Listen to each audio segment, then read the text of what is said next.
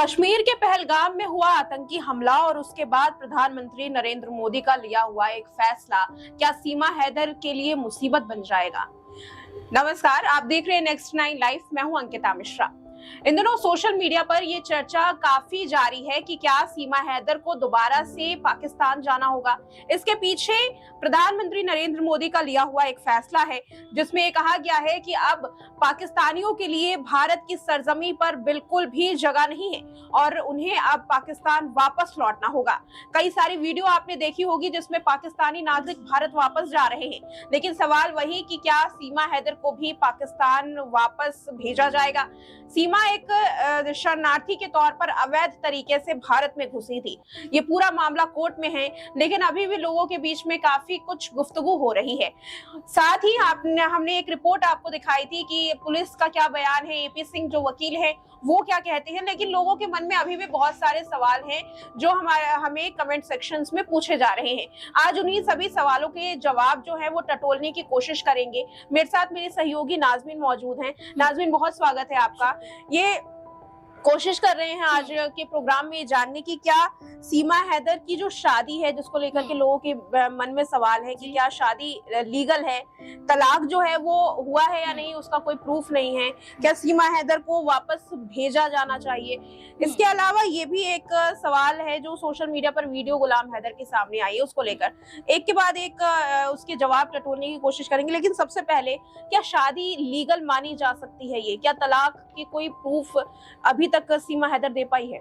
देखिए, अगर हम पहलगाम हमले के बाद जो ये पूरा अब मामला सीमा हैदर की तरफ मुड़ जाता है, इसमें ये माना जा रहा है कि सीमा हैदर जब नेपाल के रास्ते जब भारत में वो आई तब ये सवाल उठा कि आखिरकार की बॉर्डर पर तैनात वो तमाम सैनिक क्या कर रहे थे। क्या सीमा हैदर का अचानक से भारत में आ जाना क्या लीगल था? उस वक्त सीमा हैदर के प्यार के किस्से खूब चर्चाओं में देखे गए कि सचिन मीणा के प्यार में वो सरहद पार करके आ गई, सचिन मीणा के प्यार में वो अपने बच्चों को साथ लेकर आ गई। तो ये देखिए कि सीमा हैदर की लव स्टोरी को ज्यादा दिखाया गया, बाकायदा इसके कि ये होना चाहिए था कि आखिरकार भारत की सुरक्षा के लिहाज से सीमा को क्या भारत में रखना चाहिए था, क्या सीमा हैदर को भारत में लाना चाहिए था। अगर सीमा हैदर भारत में आ भी गई थी तो क्या जांच नहीं होनी चाहिए थी?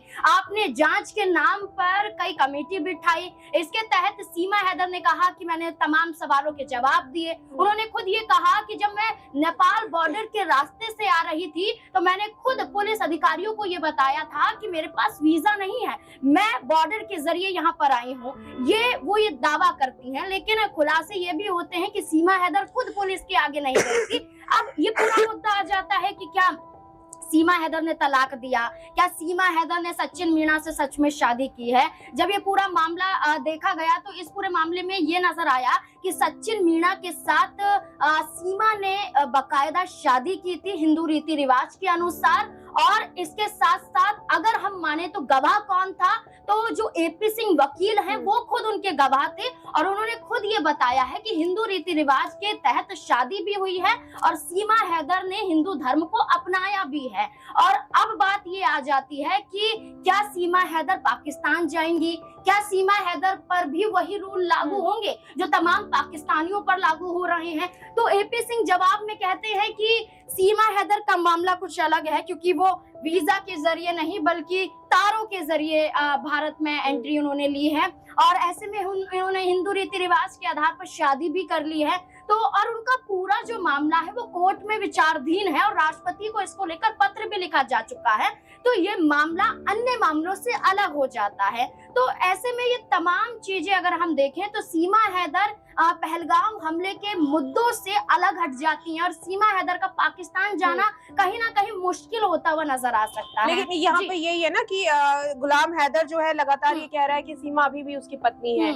अगर ये पूरा मामला कोर्ट में जब सुनवाई होगी तो सवाल वही उठ जाता है कि इनलीगल शादी को कहीं करार ना दे दिया जाए, क्योंकि सबूत जो है वो सीमा हैदर ने दिखाए नहीं है और गुलाम हैदर ये दावे कर रहा है कि तलाक तो हुआ ही नहीं है। तो कुछ तो ऐसा दिखाना पड़ेगा कि लीगल शादी अपनी बताने के लिए। देखिए गुलाम हैदर का जैसे आपने शुरुआत में ही कहा कि एक वीडियो भी सोशल मीडिया पर आई है और कई बार गुलाम हैदर के कई वीडियो सामने आए हैं जो वो ये दावा करते हैं कि मैं भारत जरूर आऊंगा और अपने बच्चों को लेकर जाऊंगा, और सीमा हैदर ने उनके साथ गलत किया है, वो झूठ बोल रही हैं, पाकिस्तानी नागरिक हैं, ये दावा अभी भी गुलाम हैदर करते हैं। गुलाम हैदर का जो वीडियो है इसमें ये भी कहा जा रहा है, खुद सीमा हैदर ने ये कहा था कि 10 जून को गुलाम हैदर भारत आने वाले थे, लेकिन ये जो अब यहाँ पर भारत सरकार द्वारा फैसले लिए गए तो वीजा यहाँ पर गुलाम हैदर को नहीं मिल सकता है, गुलाम हैदर भारत में नहीं आ सकते हैं, लेकिन उनका ये कहना है कि वो अपने बच्चों को साथ लेकर जाएंगे।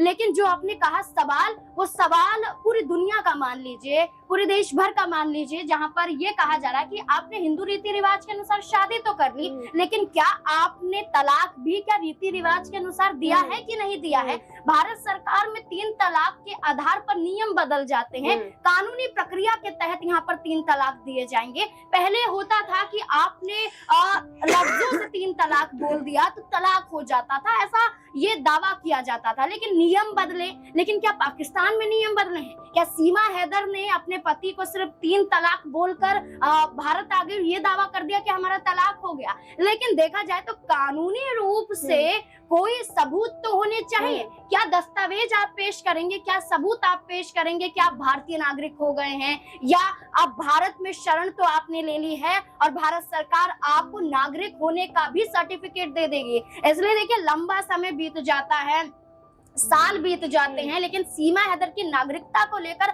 अभी तक दावे पे दावे नहीं किए जा रहे, बस सवाल खड़े किए जा रहे हैं। अब ये तमाम सोशल मीडिया पर हम देख रहे हैं, सब ये कह रहे हैं कि सीमा हैदर को वापस पाकिस्तान भेज दो, सीमा हैदर भी गद्दार हैं। पहलगाम हमले का कनेक्शन कहीं ना कहीं सीमा हैदर से भी जोड़कर देखा जा रहा है, क्योंकि जब वो भारत आई थी तब ये कहा गया था कि ये खुफिया एजेंसी से जुड़ी हुई है, एक जासूस है और पाकिस्तान ने उन्हें भारत में जासूसी करने के लिए भेजा है। इस तरह के यहाँ पर बयान दिए जा रहे थे। सीमा हैदर ने कहा कि नहीं, वो सिर्फ सचिन के लिए आई हैं, वो पाकिस्तान की कोई एजेंट नहीं है, ये भी कहा गया। लेकिन सवाल अब फिर उठेंगे, क्योंकि जम्मू कश्मीर में जो आतंकी हमला हुआ है, इसके बाद जहां पर लगभग 28 लोगों की जान चली जाती है, 28 पर्यटकों की जान चली जाती है, और इसमें बकायदा ये कहा जाता है कि आतंकवादियों का हाथ है, लश्कर तैयबा का हाथ है। तो ये माना जा रहा है कि पाकिस्तान के जरिए तो ये कहा जा रहा है कि हम बदला ले रहे हैं, भारत से बदला ले लिया है, लेकिन क्या सीमा हैदर को लेकर जांच अभी नहीं होनी चाहिए?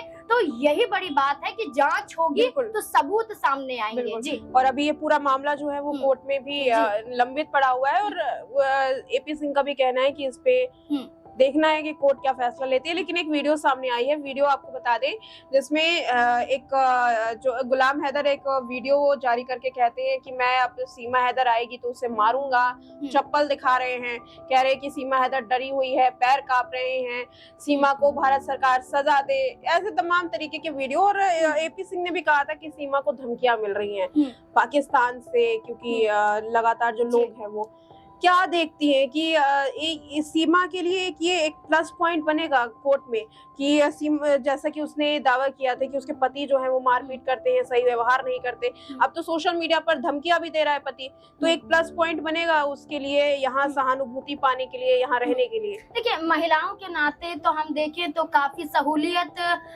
उन्हें दी जाती है, लेकिन आप देखिए कि जब जहाँ गुलाम हैदर को लेकर ये कहा जा रहा है कि सीमा हैदर उनके साथ रहती थी तो प्रताड़ना झेलती थी, प्रताड़ित होती थी, अत्याचार होते थे, लेकिन गुलाम हैदर ने तो ये भी कहा कि सीमा हैदर को मैं बकायदा पैसे भेजता था, मैं पाकिस्तान में नहीं रहता था, मैं कमाई के सिलसिले शायद दुबई की बात कर रहे थे कि वहां पर रहते थे, वहां से पैसे वो भेजते थे। सीमा हैदर ने उनके घर को भी तोड़ने का काम किया, घर हड़पने का काम किया, पैसे लूटने का काम किया। गुलाम हैदर ने तो ये तक आरोप लगाए हैं, और देखा जाए तो सीमा हैदर ये कहती है कि मारपीट करते हैं। लेकिन अब से कुछ दिनों पहले कुछ तस्वीरें सामने आई थी सोशल मीडिया पर अंकिता, जिसमें ये कहा जा रहा है कि सीमा जो अब सचिन से शादी करने के बाद मीणा बन चुकी हैं, वो प्यार में आ तो गई भारत, लेकिन सचिन मीणा अब उन्हें नापसंद कर रहे हैं, क्योंकि कई तस्वीरें आई कि उनके साथ मारपीट हो रही है,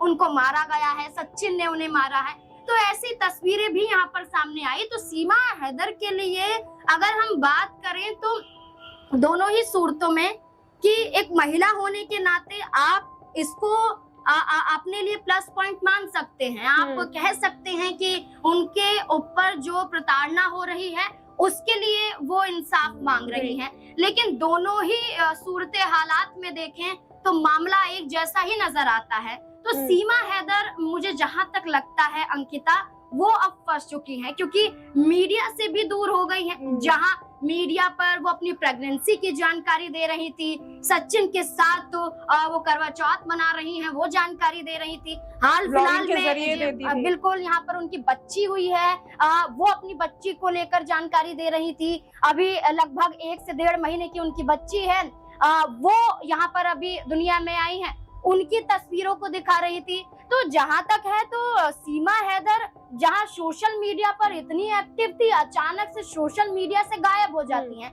ये यहाँ पर लगता है कि उन्हें घबराहट हो रही है कि क्या भारत सरकार का एक एक्शन क्या उनको भी कहीं पाकिस्तान भेजने पर मजबूर ना कर दे, और गुलाम हैदर की ये धमकियां सीमा हैदर को कहीं ना कहीं अब नुकसान पहुंचा भी सकती हैं। जी बिल्कुल, अब देखना ये है। तो जो शादी के लीगल होने की जो सवाल उठाए जा रहे थे, वो वाकई वाजिब सवाल है कि प्रूफ तो है नहीं सीमा हैदर के पास, तो क्या जो हिंदू रीति रिवाजों में शादी की गई थी वो कोर्ट मान्य करती है या नहीं। और गुलाम हैदर अगर भारत आता है, हालांकि अभी तो वीजा का जो प्रोसेस है वो पूरी तरीके से बंद है, लेकिन अगर सबूत वो दिखाता है तो यकीनन सीमा हैदर के लिए भी मुश्किलें जो हैं वो खड़ी होंगी।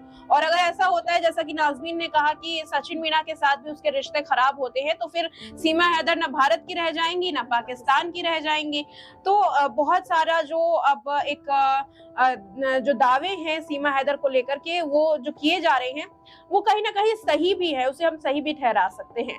देखना यह है कि कोर्ट में जो 1 साल से पूरा मामला लंबित पड़ा हुआ है, इसमें कब एक्शन लिया जाएगा और कब ये जरूरी होगा सरकार के लिए भी, सुरक्षा एजेंसियों के लिए भी, कि कोई भी इंसान आ रहा है, चाहे वो पाकिस्तान से ही क्यों ना हो, चाहे वो नेपाल से ही क्यों ना हो, उनके दस्तावेजों को पूरी तरीके से जांच पड़ताल करके ही भारत में उन्हें एंट्री दी जाए।